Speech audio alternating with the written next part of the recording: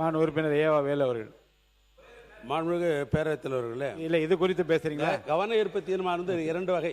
ஒன்று அவசர முக்கியத்துவம் கருதி கொடுக்கறதுன்ற ஒன்று. ஆமாம். இப்போ இந்த கேள்வி நேரம்னு ஒன்று வந்துட்டு இருந்தாக்கா பெரும்பான்மையாக இந்த 55 கொடுக்க மாட்டாங்க, பெரும்பான்மை எல்லா சட்டமன்ற உறுப்பினரும்.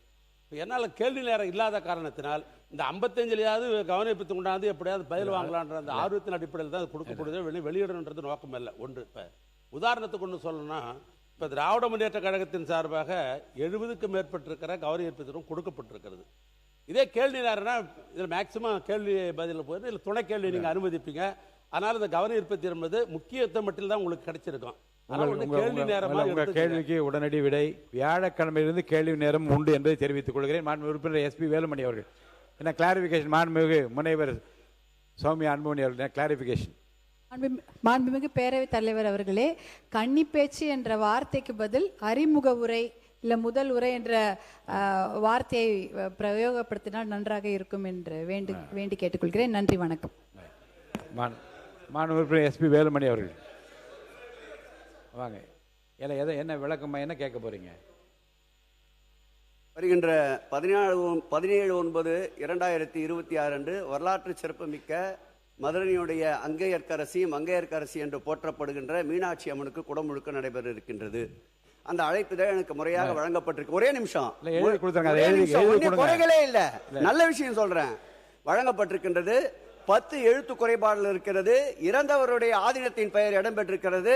அறங்காவலர் குழு உறுப்பினர் பெயர் யார் பெயரும் இடம்பெறவில்லை.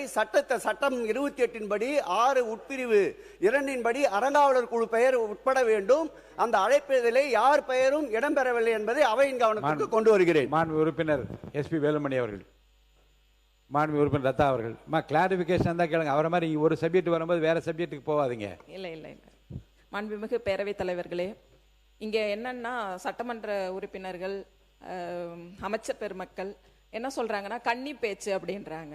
அதை வந்து இல்ல அது வந்து ஒரு ஆணாதிக்கத்தினுடைய சிந்தனையை வந்து வெளிப்படுத்தக்கூடிய ஒரு விதமாக இருக்குது அப்படிங்கறத நான் பதிவு பண்றேன். அந்த கன்னி பேச்சுன்றத வந்து அவை குறிப்பில இருந்து வந்து நீக்கணும் அப்படிங்கறதையும் நான் கேட்கிறேன். இப்ப என்ன பண்ணலாம் என்பதை பற்றி இப்ப பள்ளிக்கல்வித்துறை அமைச்சர் அதை பற்றி நல்ல விளக்கம் சொல்லுவார் என்று கருது. பேரவைத் தலைவர் அவர்களே, ஏற்கனவே கடந்த சட்டமன்றத்தில் முன்னாள் சட்டமன்ற உறுப்பினர் மதிப்புக்குரிய சகோதரி வானதி அம்மா இதே போல ஒரு விஷயத்தை சுட்டி காமிச்சாங்க, எல்லாருக்கும் நினைவு இருக்கும்.